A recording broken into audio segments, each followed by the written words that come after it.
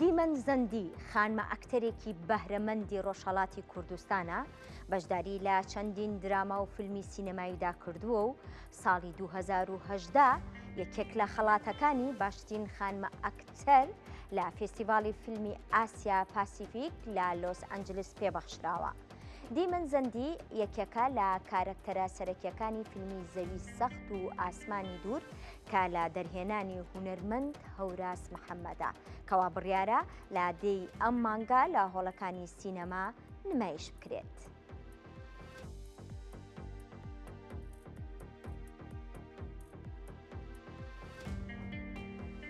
بۆ قسەکردنی زیاتر دەربارەی فیلمی زەوی سەخت و ئاسمانی دوور دیمەن زەندی لە لامان میوانە. دیمەن خان سڵاو لەبێ بەخێر بێ. سڵاوتان لەبێ، زۆر خۆشحاڵم کە زۆر سپاس دەکەین. فیلمی زەوی سەخت و ئاسمانی دوور لە فۆرمدا فیلمێکی بۆ نمونە شعریە، ئەتوانم بڵێم فۆرمێکی شعری هەیە. بۆ بەڕێستان ئەم ئەزمونە چی خستە سەر خەرمانی کارکردنتان؟ وڵی ئەم فیلمە زۆر لە لای منەوە تایبەتە، ینی من بەردەوام لە هەموو شوێنێک ئەڵم ئەمە ناسنامەی منە ئەم فیلمە، بۆ ئەوەی کە ژنبوونی بیر من خستەوە کە چەندێ ژن ئەتوانێت بەهێز بێ.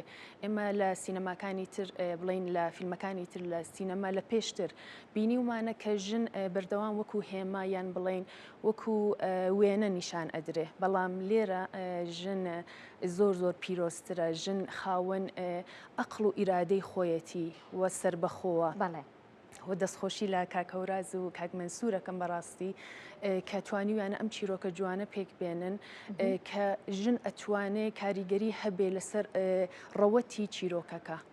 دەستان خۆش بێ، سەرکەوتوو بن. یەکێک بوویت لەو ئەکتەرانەی کە خەڵاتی فیلمی ئاسیا پاسیفیک وەرگرتووە لە لۆس ئەنجلس.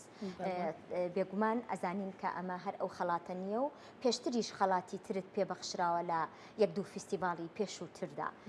ئەمەیە بپرسم ئەم خەڵاتە بۆ بەڕێستان چی پێبەخشین؟ واللهی هێزێکی زۆر تایبەت کە ئەوەی کە ژن ئەتوانێت لە دەرەوەی وڵاتیش خۆی نیشاندا بە تایبەت کە کورد بێت و دواتر تۆزێک وریاتری کردمەوە کە هەر فیلمێک نەڕۆم و هەر سناریۆی هەڵ نەبژێرم و دوایە زانیم کە هونەرمەند ئەتوانێت زۆر نزیکی دڵی خەڵک بێتەوە. بەس من هەمیشە ئەڵم کە من شاگردم لە هونەرە. ینی خەڵات نابێت تەسیرێ کاریگەر بێ لەسەرەوەی کە تۆ بڵیتەوە من ئەکتەرێکی زۆر باشم. ئەو خەڵاتێشم پێشکەش کرد بە تەواوی کچ و ژنانی ئێزەدی و کورد. دەستان خۆش بێ. بەو پێی کە کچی یەکێک لە گۆرانی بێژەکانی ڕۆژهەڵاتی کوردستانی، ئەمەیە بپرسم موزیک، هونەری موزیک چی پێبەخشیت یان چ کاریگەریەکی هەبوو بە تایبەت لەم فیلمەی کۆتاییدا؟ ئەم پرسیارم زۆر حەز لێیە بۆ ئەوەی کە خوا لێ خۆش بوو باوکم مامۆستا عەلی زەندی ئەتوان بڵم ئەم بەشێک لە دیمەنێک لەم فیلمەم خۆم پێشکەش بۆ کرد کە سپاسی کاکەوراز دەکەم ئەوەی کە ئەو ئیجازەیەدا کە یەکدانە لە گۆرانیەکانی باوکم لە فیلمەکە کۆپلەیەکی بڵامەوە. لەوانەیە دەنگم زۆر خۆش نەبوو بێ، بەڵام ئەو هونەرە لە باوکم بۆ من هاتوو. من وڵە من هەمیشاڵە مامۆستای من بۆ چۆن تەنیا کەسەکە. واتە ئەتوانم بڵێم ڕۆحی باوکە لە نێو ئەم فیلمەدا زیندووە. بەدڵ خوا لێ خۆش بێت، هیوە سەرکەوتن بۆ بەڕێز ئەخوازم. تۆ وەک شانۆکار لە سەرەتا دەرکەوتی و کارە کرد، دواتر بۆ دراما و بۆ سینەما. ئەمەیە بپرسم سینەما یان شانۆ؟ هەردووکی بە جددی هەردووکی. شانۆ زۆر زەحمەترە لە لای من، چۆن تۆ ڕاستەوخۆ لەگەڵ خەڵک و ئەو هەستە ڕوو ئەبیەوە، بەڵام نازانم سینەمایش لە لامەوە هەر ئەو جوانی خۆی هەیە، بەڵام من ئەڵام زۆر بیری شانۆم کردو، حەزم لێیە دووبارە دەرفەتێک ڕوو بدات و شانۆیەکی کوردی لە کوردستان بکەم. ئەوەش یەکدانە لە خەونەکانما کە ئەزام ئەویش ئەبێت.